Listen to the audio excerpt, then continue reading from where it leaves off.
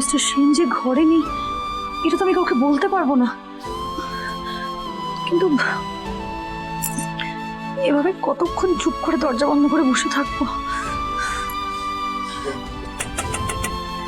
এলা, মা আমার, দয়া করে দরজাটা খোলো না। গোরা শোন না, মা যদি জানতে পায় না যে ফুলসজ্জার নিয়মগুলো এখনো পালন করিনি তাহলে কিন্তু আর রক্ষে নেই, সবাইকে খুব বকাবকি করবে। প্লিজ দরজাটা খুলে দে না।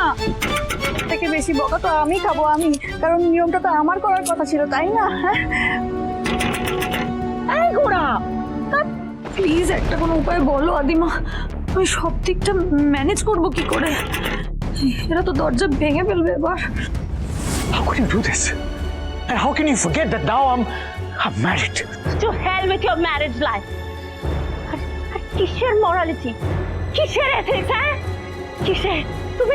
তুমি তো নিজেই বিয়েটাকে মানো না গোরা। সত্যি মানছে না তাহলে নিজের সদ্য বিবাহিত ওয়াইফকে ছেড়ে তুমি এখানে এভাবে ছুটে চলে আসছে না?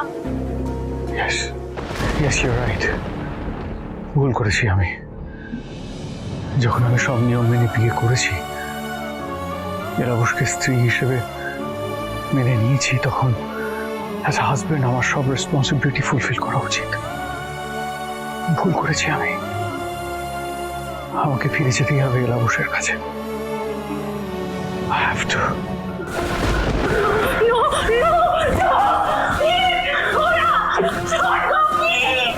কি হলো ঠাকুরজি, দিদিভাই কি হলো?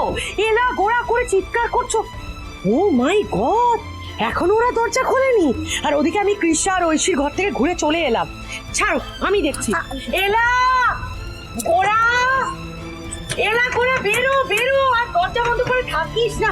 কি মুশকিলের ব্যাপার বলো তো, আমি বুঝতে পারি না এরা কি একদম বেহায়া নাকি নির্লজ্জ, কোনো লজ্জা শরম নেই এদের।